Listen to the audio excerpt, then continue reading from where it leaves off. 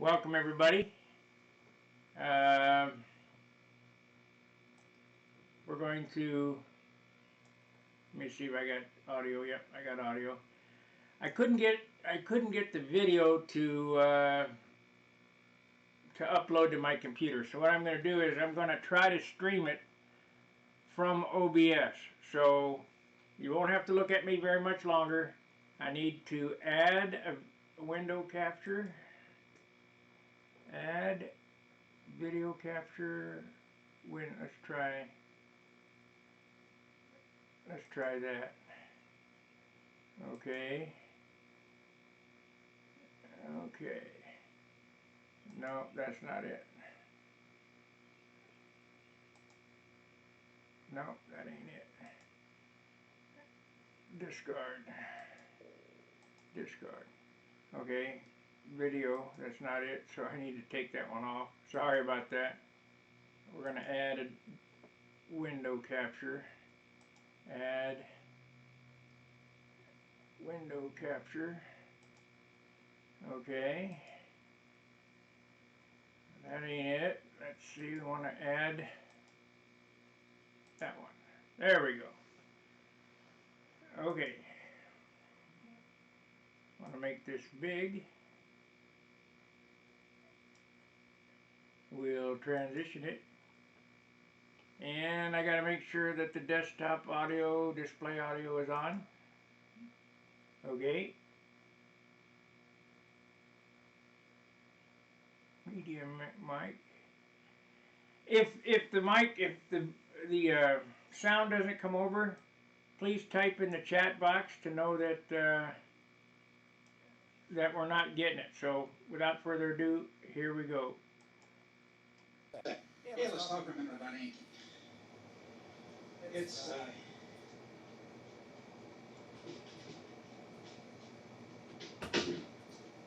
really very simple. Basically, you do a layout of the lines that you want, and then you do some measuring and you begin to apply the lines. For example,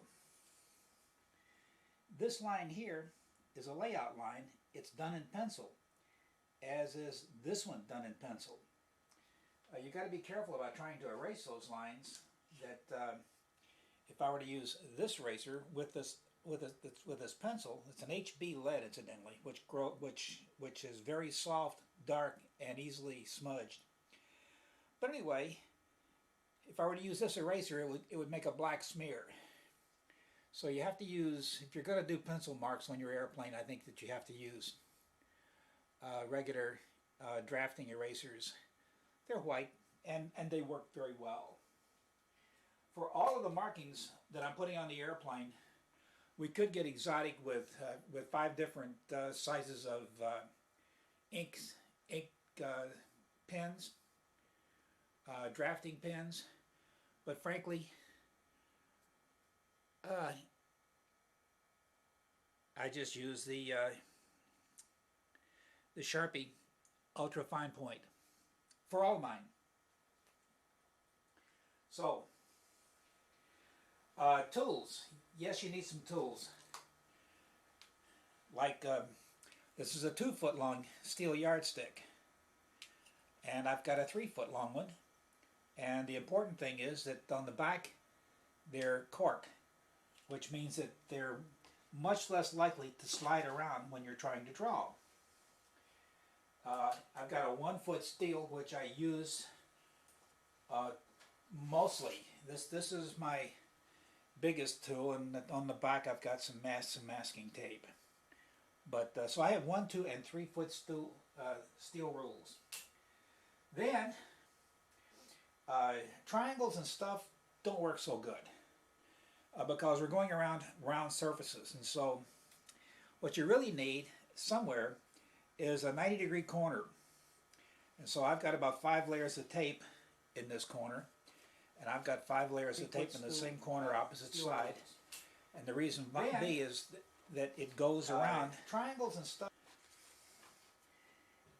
You can wrap it around, but when you can't wrap around a plastic triangle. For going around fuselages, a narrow one like this, still straight edge, 5 layers of tape. Tape tends to get bunched up as you go around, but you know, what you can shove it down. You can live with it, and it's for drafting things like this that they go around a round surface at an angle. One of the difficult and interesting, I think, efforts here is the canopy frames. Okay, I laid out the canopy frames, and that's 5/8 of an inch back to here. And then we got to go around the back. Well, going around the back is not as smooth and easy as it might seem. Again, you need some kind of a template.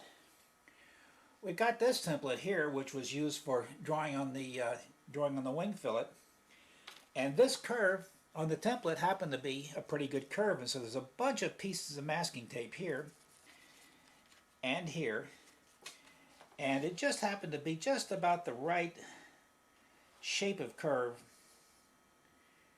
to do the back of the canopy frame. So lots of little paper templates and stuff. When I get around to doing hatches on the airplane, hatches and fake Zeus fasteners, then I'll be using this little plastic template, which from time to time I've cut chunks off of for one reason or another. It didn't have square edges, and so it really wasn't that useful anyway. But actually, you know, next time I go to a drafting supply store, I'm going to look for a thin plastic template with hatches and square edges, fake Zeus fasteners. Then I won't have to use this one. When you get a lot of wear on this one, then it starts to the wear starts to show up, and the line becomes not as crisp and clean as you had hoped it would be. Okay.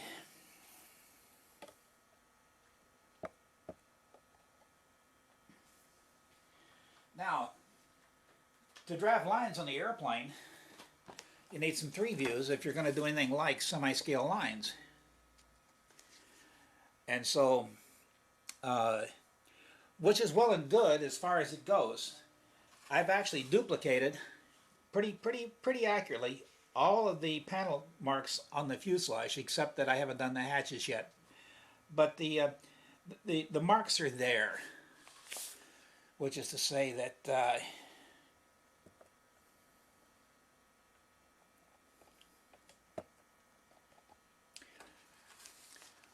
for example,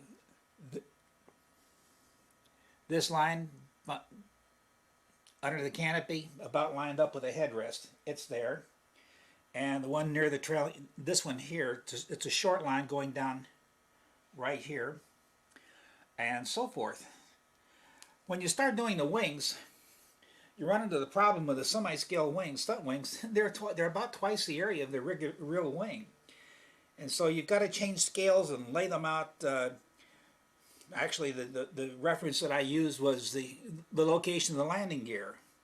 And so I started drawing lines based upon where based upon the gear location. And even then, you may find that that the very size of the wing is such that you have to be a little bit artistic about it. And so, if the lines on the wing, if the various objects you're drawing become too big, then maybe you've got to change. So, for example, from the gun bay doors, this is the ammunition tray here. There's only 2 lines. My airplane has 3 because the wing is so long that just putting 2 lines would have left me with about 8 inches of bare space on each side. Too much. We do have to fill up a bit the areas when we draw. And it's also nice to have more than 1 3 view because they all disagree. And so these 3 views are not that accurate. Anyway, having done that, then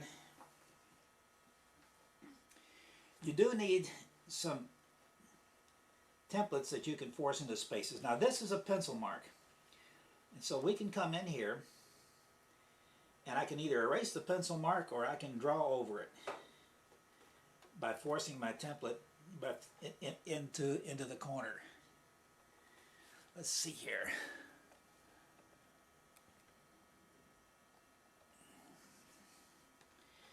Okay, I'm going to take it into the corner and right around to the,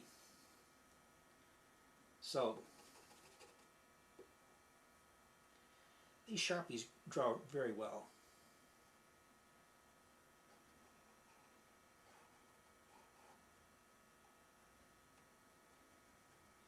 And having said that, I've got one that doesn't want to go too well. When I say that they draw well, they do. But when you run into grit, overspray, and so a sandy type surface, these things get clogged up, and then all of a sudden they don't draw too well. So I start out with about 4 of these things for doing the airplane, and I change as necessary when they quit drawing really well. Okay, we'll break out a new Sharpie. I buy them by the box. And we'll come back in here and we'll pick up where we left off, hopefully with a little cleaner, better looking line.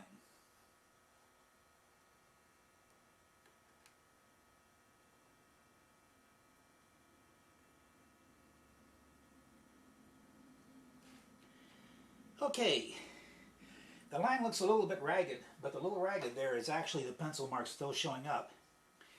When this dries, and I guess it's dry already, then I can go and do some gentle erasing,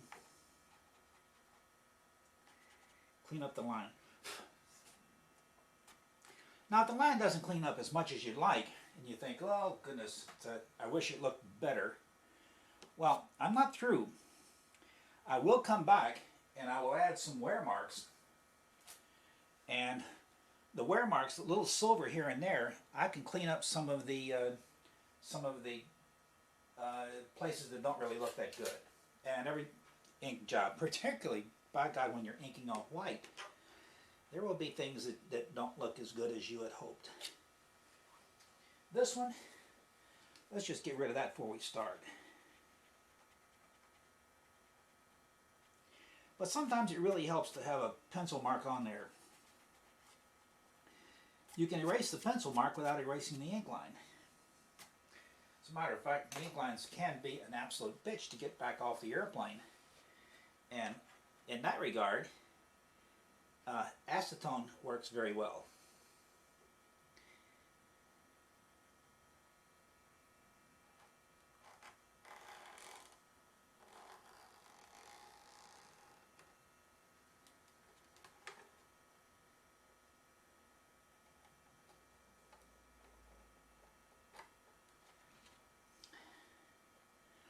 For example, that line is wrong.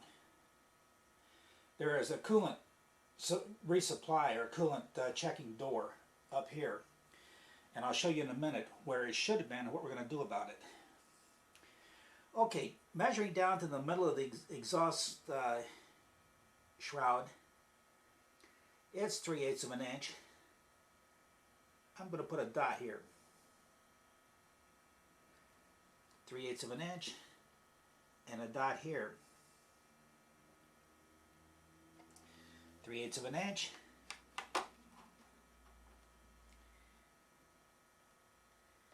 And I will connect the dots.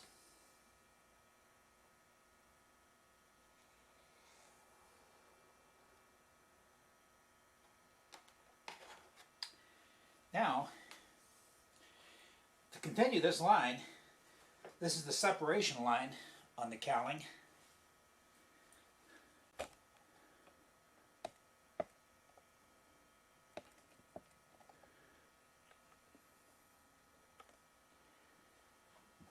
This line shouldn't be here, but nevertheless, as I say, let's come down 3/8 of an inch.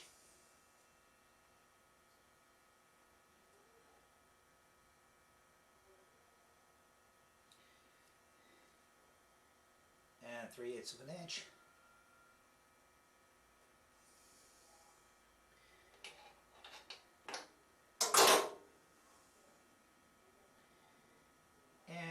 connect these two lines. Okay, now, I said this line shouldn't have been here, or at least not that long. So let's do something about it. Alcohol will remove some kind of inks. Alcohol doesn't remove whatever this, doesn't remove this one. So we'll take a little bit of acetone, and we're going to wipe off a little bit of that line.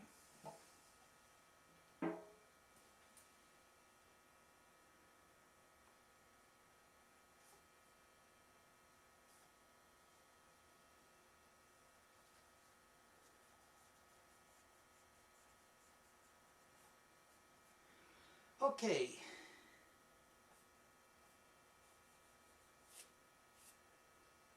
Now, we have to make a hatch here, a door.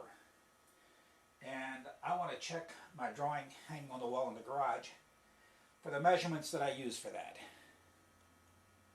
Okay, it turns out that the hatch that I had on the airplane, which I like very much, actually began quite near the front there, so while I've shortened that line, I didn't shorten it enough. So let's wipe off a little bit more ink.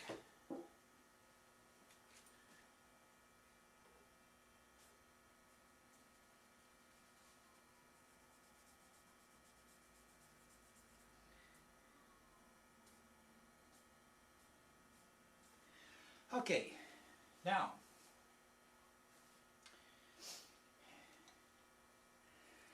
let's see what we got here. We're going to make that hatch about 1 3/8 inches long.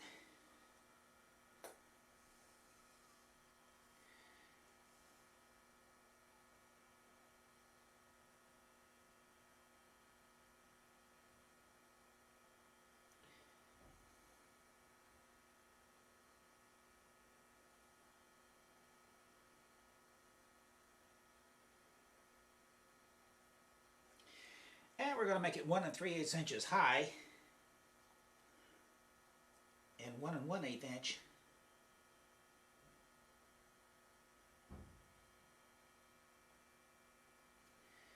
along the front.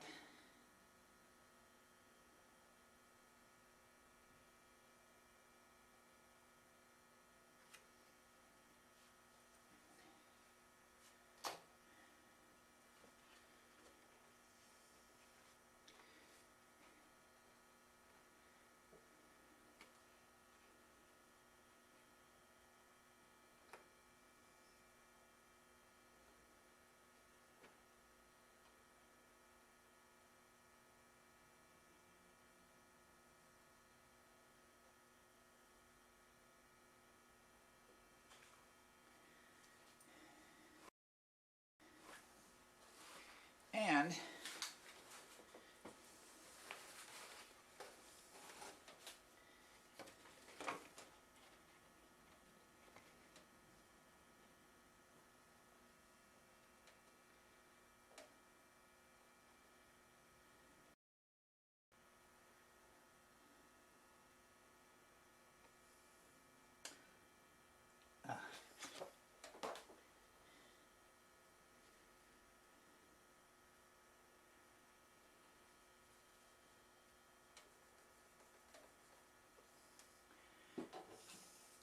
when you're inking,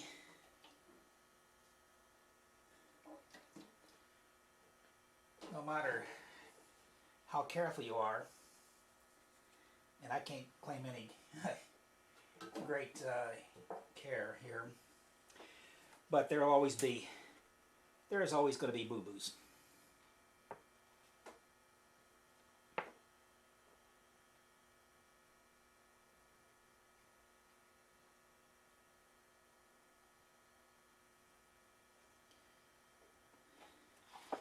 Okay, then this connects up here.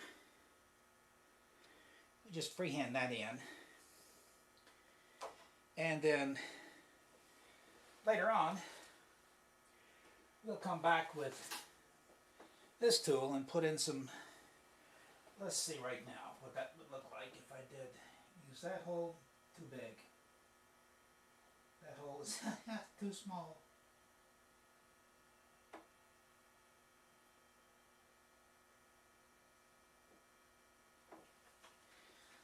I have to do something about that.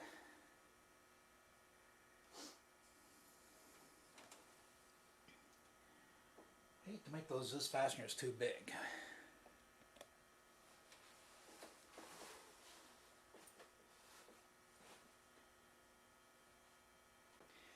Well, I just checked the critical mass to see what I use.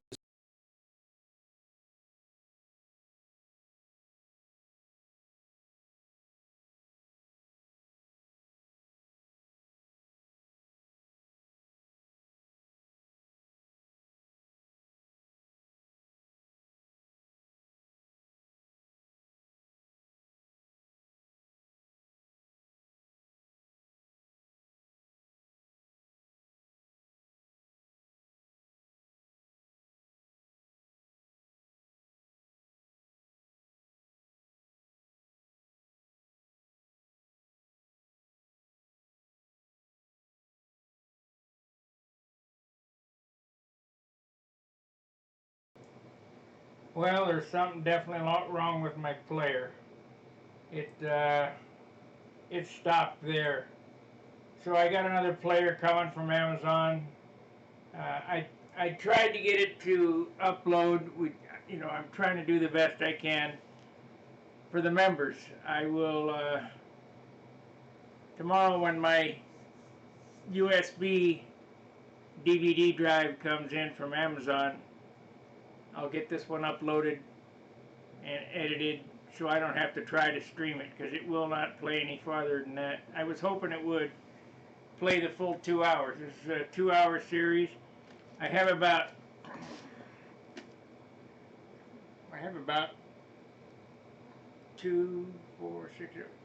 40 hours worth of Al Rabe DVDs here, and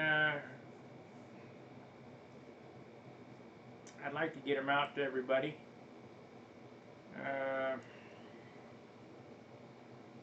This is stuff, like I say, that has never been seen before on YouTube. This stupid thing has got my computer locked up. It don't like that DVD at all. Anyway, I apologize. I will be back this week. We'll do 2 for the members. Probably do the Bearcat and finish out this Mustang. And then, of course, my normal videos as well. So, thanks for watching. I'm sorry about the mishap. I hope you understand. And we'll see you on the next go-around. Fair winds, tight lines. See ya.